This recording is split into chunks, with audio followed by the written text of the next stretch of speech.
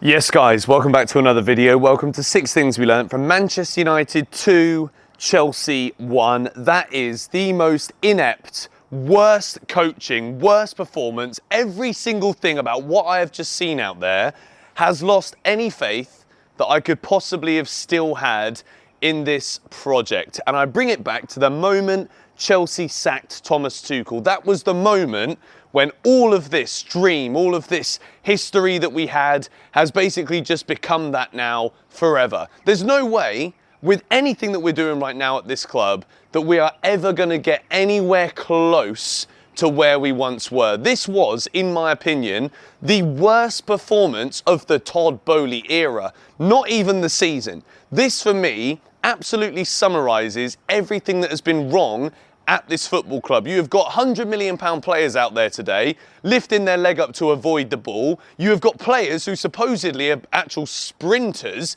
unable to run, and we're playing against a Manchester United team who are arguably worse than the majority of teams in this Premier League, and yet still, somehow, not a single player out there on that pitch tonight can walk back into that tunnel and have any kind of positivity to say about their personal performances, let alone trying to spell the word team. And I'm going to let you know it's T-E-A-M. This is not a team. This is a bunch of individuals who have been paid way too much to go out there and wear a badge that means so much to me and so much to you, and over again put in performances that allow me, a non-professional 29-year-old, actually still have a dream potentially that I can play for Chelsea Football Club. That is how bad this entire team is. I could play, you could play watching this.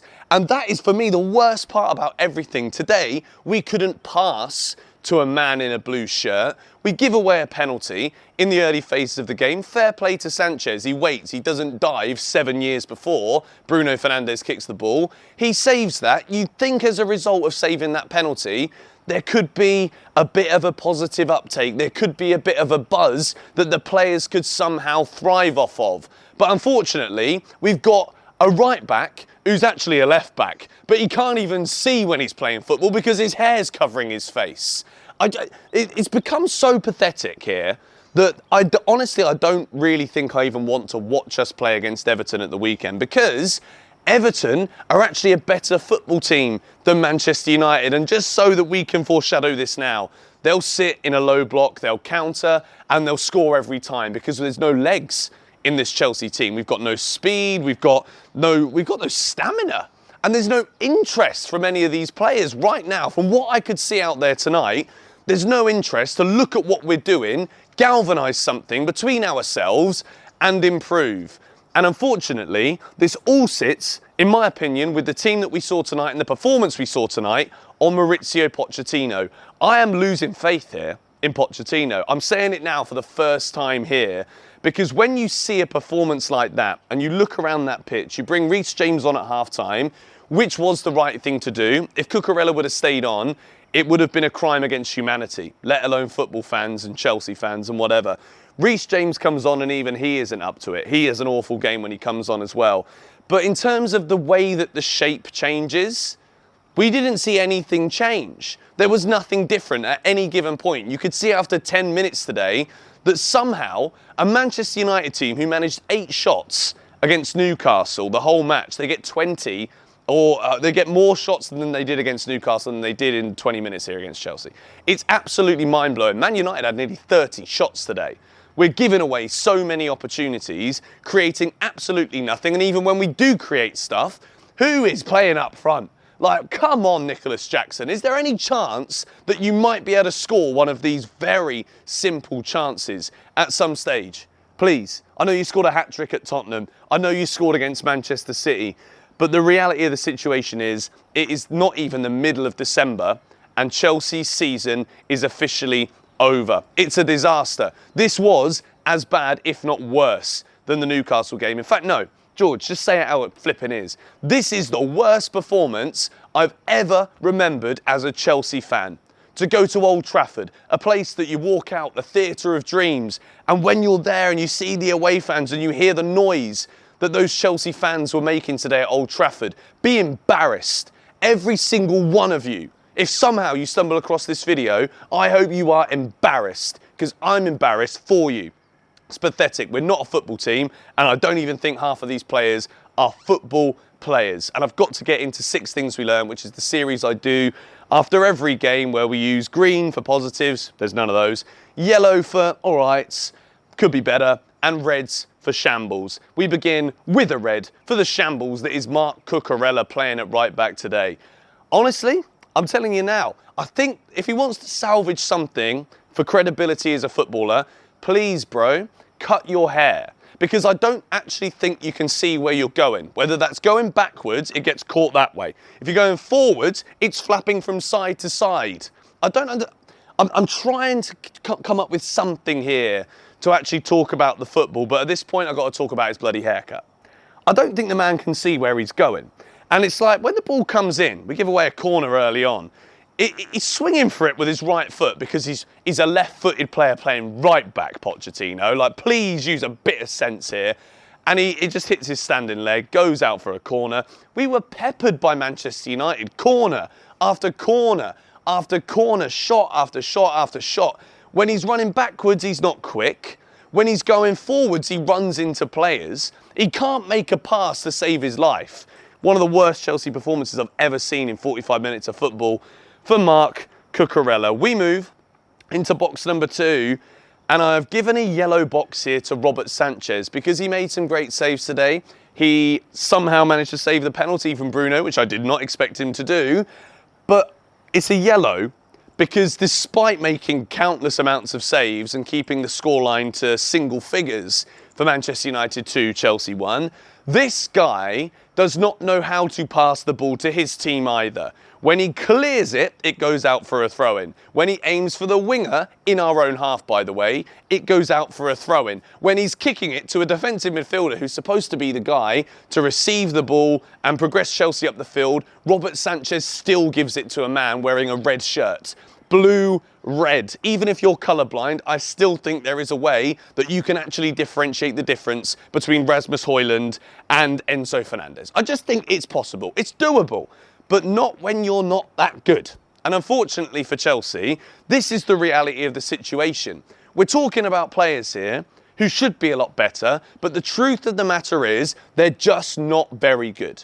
It's as simple as that. This Chelsea team is a bunch of players that we've overpaid for, who are nowhere near as good as we would like them to be, believe that they can be on occasions.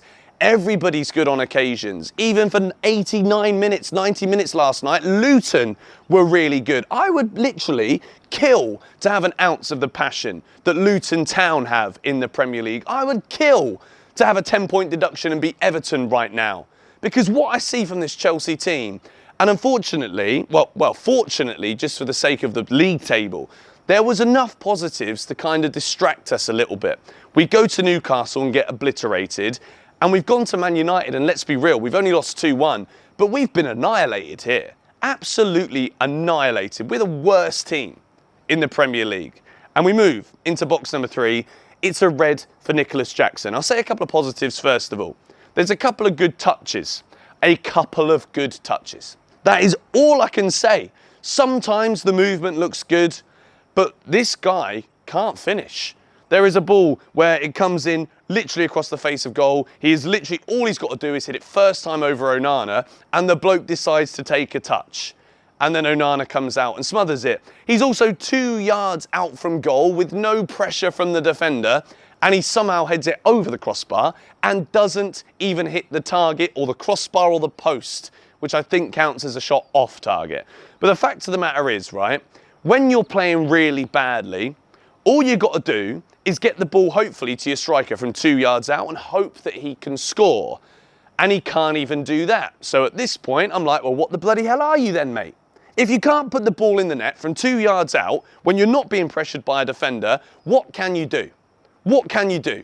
Nicholas Jackson, a couple of good moments at the near post from a corner, and then he runs straight into a Man United player. In every sense of the word, this is the worst Chelsea performance I can ever remember. I've got nothing positive to say about any of these lot. We move into box number 4. Mudryk, The man who is supposedly electrifying. He can run at a defender and burn him. Harry Maguire's quicker than him. Explain this to me. Someone explain to me how even the good characteristics and attributes of some of these Chelsea players just have disappeared. Mudryk does not really run at defenders ever.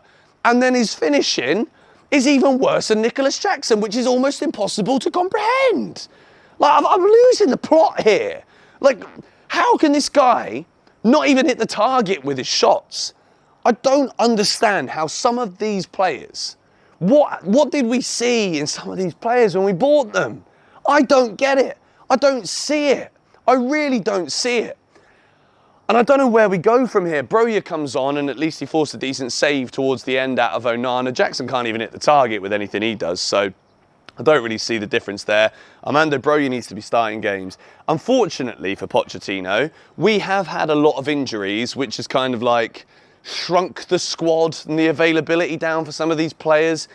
But the truth of the matter is, right, this is the biggest stage of them all. And these players have got absolutely nothing about them to ever grab the game. Because let's be honest, Man United, they put in a lot of work, but they still weren't very good. This Manchester United team is still not very good. And it's just like, all we have to do, hopefully, is hit the target. And Onana might even throw it in his own net. But we couldn't even do that today. We couldn't even have the opportunity to see yet another Onana calamity because we're hitting the ball out for throw-ins. I give up. I actually give up. The next is a red for Enzo Fernandez, who by the end of the second half, I genuinely think this guy had given up and didn't want to even score. I don't understand, Enzo. You scored 2 goals in the last game. Before that, I scrutinised you. I scrutinised you for everything that you showed in that game tonight. Your legs just don't work. You don't run. The pace and energy of the Premier League against one of the slowest teams in it, you're struggling. And then when it comes to the end, it's like he's literally, like, I'm trying to get my leg up. He's dancing to avoid the ball. He's actually dancing to avoid the ball in the box. And at this point, I would go as far as to say by the end of that game, he'd given up. He'd actually given up. So if I'm going to watch something on the field and think you've given up, I give up on you. I really do. I don't think Enzo Fernandez is cut for the pace of the Premier League. And I'm not going to say right now, sell him, but I would say this, right? If nothing gets any better in terms of any kind of consistency from him between now and the end of the season, it might be one of those where in the summer, Chelsea might have to cash in on him in order to get some of the retained value that we spent on him in the first place. I know that sounds mental, and you guys are going to hate me for saying that. I get it. But like, how many times against even average teams does it just look like he's just not quite fit enough and up to it? He's very good when he's on the ball. Yes, his progressive passing stats are outrageously great compared to a lot of other players in the Premier League. Cool. But like, bloody hell, man. You're playing against Scott McTominay and Sofiane Amrabat and then Harry Maguire because Chelsea was so bad. Even he's playing like a midfielder today. It's an absolute flipping joke, man, I swear. Box number 6 is a red for Mauricio Pochettino. At this point in time, right, Poch is in trouble here. He's in serious trouble. The team, if he is tactically working on things, which apparently he's not because we get 2 days off after we play abysmally, so God knows how many days off we're going to have between now and Everton. Probably the whole flipping time. Just turn up to Goodison, mate. Might as well stay in the travel lodge next door. Poch, mate, at the end of the day, not really seeing any stylistic Pochettinoisms. Yeah, whole season. Pretty much the whole season. Yes, there's fight and energy sometimes, but there was none of it tonight. And when you can clearly see that we didn't need to wait until half-time to change something, you wait till half-time, yes, you bring on Reece James, okay, fine, we can allow it. But overall, Poch, are your players really playing for you right now? I don't know if they are. I really don't think some of these players are playing for our manager right now. I really don't. And unfortunately, there's not really much to call upon from the bench to change anything dramatically. But if we don't see massive changes going into this game against Everton, even with some of the personnel that we have, yes, there's too many academy players. Give them a run. Because some of these academy players will absolutely fight for the badge that I care so dearly for, you lot care so dearly for, because some of these lot just don't. It's the most abject Chelsea performance I've ever seen against a very average Manchester United team. I actually can't believe it. Let me know the 6 things you learn if you really want to in the comments down below. I've given up with this season. I really have. I know it's not great because, you know, I make these videos and whatever, but I've given up. I've really given up. There's nothing more I think we can achieve this year than maybe 10th at best. Let's win the bottom half of the table. Come on, you Blues.